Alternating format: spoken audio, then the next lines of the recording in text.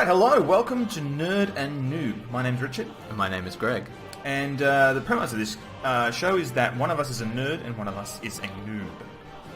Right. But which we mean is one of us has got a lot of experience playing a game and the other one less experience. Yeah. So in this case, Greg is the nerd and I am the noob. And we are playing Crusader Kings 2. Just before we launch into more talking, we're going to play as Merchant of Moo. King Merchant of Moo. Oh, I apologise. Who is here in Ireland. And I'll just get this started while we go. So, quick note, Greg's computer is too good. And so some of this text might be quite small due to the resolution. I don't need a tutorial. I have Greg for that. That is the idea. Although it is nice that they've included the screen now. Oh, look, there's words all over the place. Something about the Pope. Get out of here. You are Catholic. I am Catholic. So, Greg, tell me about Crusader Kings 2. Crusader Kings 2 is one of my favourite games. Let's start with that. But it's called a grand strategy game. At least that's the genre. Ooh, but it's basically about playing as a dynasty in sort of medieval Europe. Well, actually in medieval Arabia and India now. But all right. yeah, it's a little bit different from games like Civ, which is sort of, come and conquer the world. This is more of a sandbox. You don't really have any prescribed goals. It's what you want to do with it. So if I'm hearing you correctly, we want to conquer all of Europe and then Northern Africa as well. And you can keep going east. Oh, wow. There's India. A lot of us. Look, some people do it. Liao. All right, it's Liao or bust. And, all right. An island up there, presumably Iceland. So anyway, I have some experience, but limited experience with this game. And so Greg's going to walk me through it, but we're going to dive in so we don't sit here tutorializing everything. Sure. Looking at my guy here, King Merchant of Moo. No stats. Apparently he's got very fine stats. He's blurred diplomatically. He's a good soldier. Yes. Okay at money. Okay at dealing with intrigue. And okay with intelligence. Now, if I understand correctly, I've got to choose an ambition. You do. So you have a whole bunch of things to start off with. To set up. Let's start with... Actually, build a war chest. We want to get money. I do like money. Yeah. So we'll do that. A little bit of gold. Excellent. So I should get a wife as well, shouldn't I? You should. So see that the 2-ring icon? Ah, yes, down here? Yep. Let's go find a wife. Excellent. Well, oh, wow. This lady's... So we've got a few options here. Don't want to go too much into finding a good wife. But that's a much wider topic than video games. That is true. Well, at least in CK2 you have it's like speed dating on steroids. Basically, we're looking for a wife who's got good stats, particularly in diplomacy and stewardship. That's the blue and the green one. That means an entirely different thing in real life, I think. Yes. Well, always looking for wives with large tracts of land. Yes. But we're also probably looking for someone who could be an ally. Actually, what kind of person am I? I'm a tough soldier. I'm cruel. Yes. And zealous. I'm liking this guy already. Which is a shame because you have no religious enemies in Ireland. Yeah. And stubborn. Yeah. Wow, this is a charming man. I guess you would be after coming from a place called Moo Moo. So, I'm sure there's an Irish way of saying it, like... Mushmul. We will mispronounce everything. That's true, particularly in Ireland. I'm sure there's various vowels and consonants. Yes. So, let's have a look at our options here. So, we've got... The game is recommending top choice as Princess Adel. So all the way from Hungary. She's got pretty good stats. She's average across the board. 16-year-old, she's pretty up there. She's also 16, which means she's young and could potentially give us many children. Lustful too. Yeah, always going to help there. Yes. Stubborn as We're well. both stubborn. I don't know if that's going to give you a boost to opinion that you're both stubborn. I would think two stubborn people would not get on well. But it does make for a good romance manga, I believe. And so, to be honest, she's looking pretty sweet. She is pretty good. The only thing is Hungary is a long way from Ireland. But and you don't really need a non-aggression pact with Hungary because they are not threatening you. So we want to look for someone more local. If there was someone good local. There's a French girl. There's I understand we should paint people like Normans. Yes. I mean, the reality is... Oh, there's a woman. Powers. Go up. Powers. 24-year-old? 24, this lady? Powers is one of the Welsh Oh, right. Over on the Actually, yeah. mainland over here somewhere. Just, where your mouse was. Where my mouse was. Devon... There you go. Ah, right. That'd actually be useful, but she's a bit of a pass. She's good in a fight. Brave, just... I don't know if she'll get along with my arbitrariness. You would not. I mean, it's your character is 39 years old. I wish dating was actually like this. It used to be. Although you had to be rich. Yeah, as well. So we look down here. There was a Cornwallen, but that's probably... To be honest, I kind of like this Norwegian warrior woman idea. Norwegian warrior woman? Yeah, well, she's Hungarian. A skilled tactician. Okay, let's pretend I said Hungary and move on with our lives.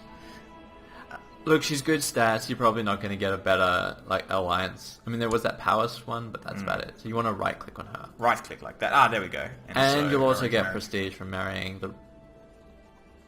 Oh, she's only related to... Oh, no, she's a relative of a king. So you get the extra 100 prestige because you're only a duke. You're marrying up. Street cred! Alright, so we also want to choose our focus.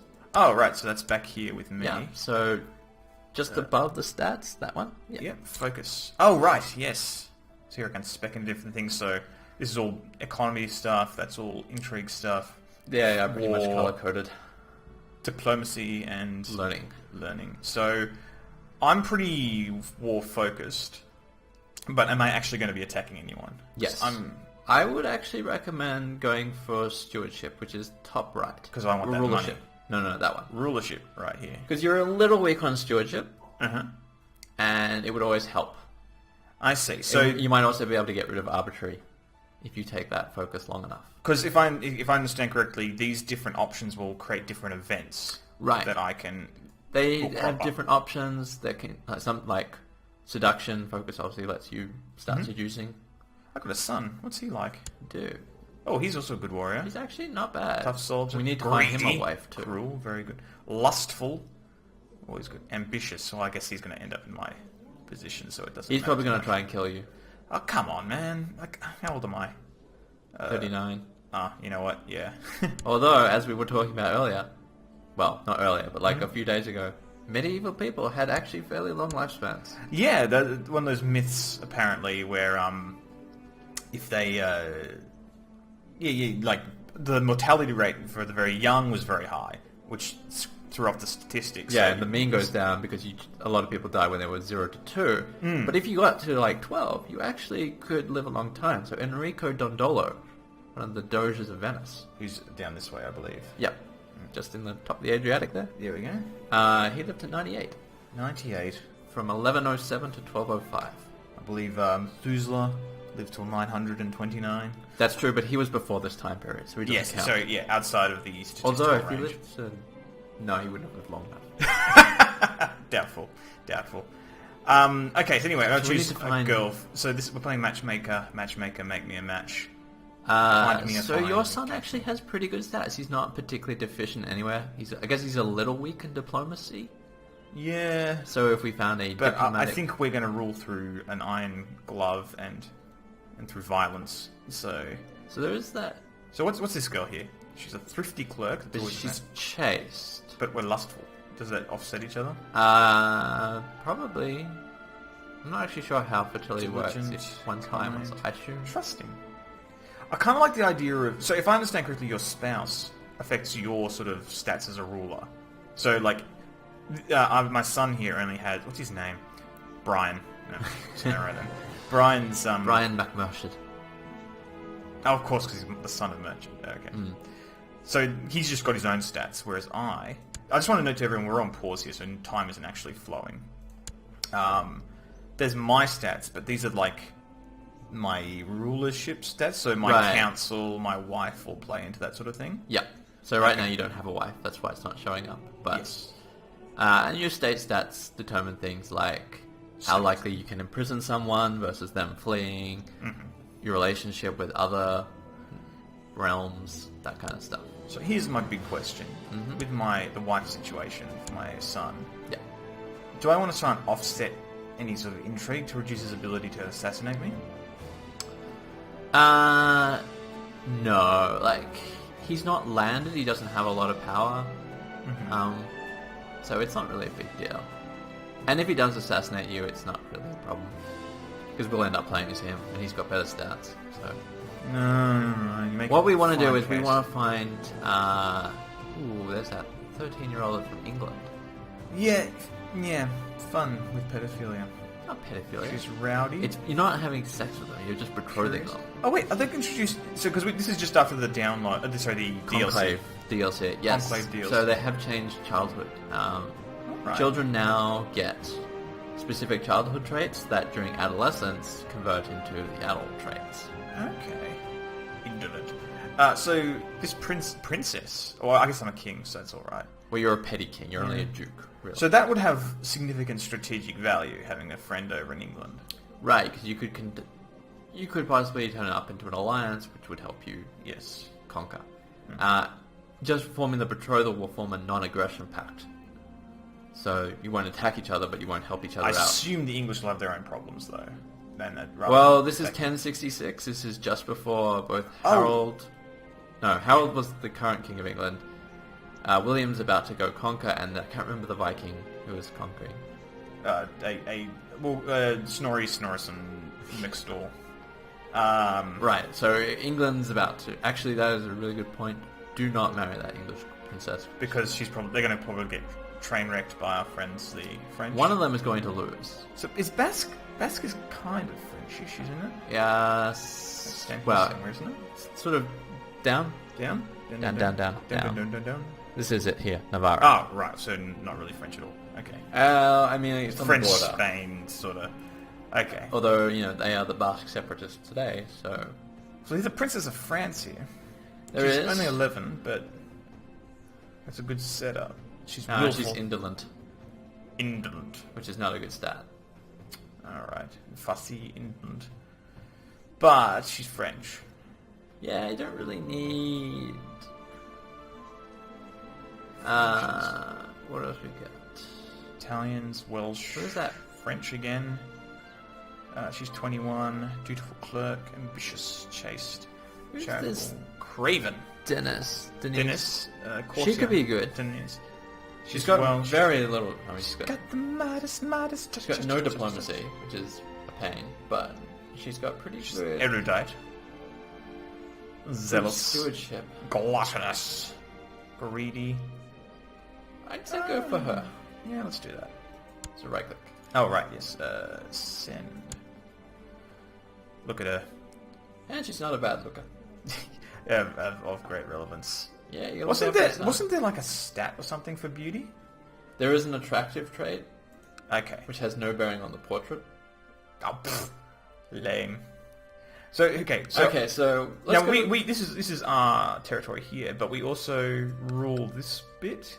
Yes, so he is our vassal count. He's our vassal. He's He's our chance. moderate against us. With us. Should I try and set him up with a girl? You cannot. Unless it's from your court, but I wouldn't bother. Okay. Oh, and he's ambitious. We're going to want to... Okay, so there's a What's couple of his kid things like? we're going to do. Okay. Because he's an ambitious vassal, Okay. and they're always a pain. Yes. So he's probably actually a jerk to us. If we go up to our council, Council here. which we need to do, if we go to my council... My council. Oh, he's not a malcontent. I'm surprised. These malcontents here. So this is a new thing that Conclave added. Basically, your council is important. Yep. They have a say in how things go. Mm-hmm. And they have each take a position from 5 positions. So you've got your yes men, Loyalists. your pragmatists, Mm-hmm. your glory hounds, your zealots, and your malcontents. So we got a lot of people who are very keen on the Catholic Church, including this guy here, actually, by the look of it. Yeah. Ragnvald. Is he zealous? He's probably zealous. He is zealous. He is. That's why he's religious. Ambitious tends to make them either glory hounds or malcontents, because they want to take over. I mean, They either want to basically stop you from doing anything, or they want their own expansion. All right. Well, I think we need to look into setting up our council properly, or at least positioning ourselves next time on N00b. And so, looking then, we'll catch you guys later. Yeah. Bye bye. Bye bye.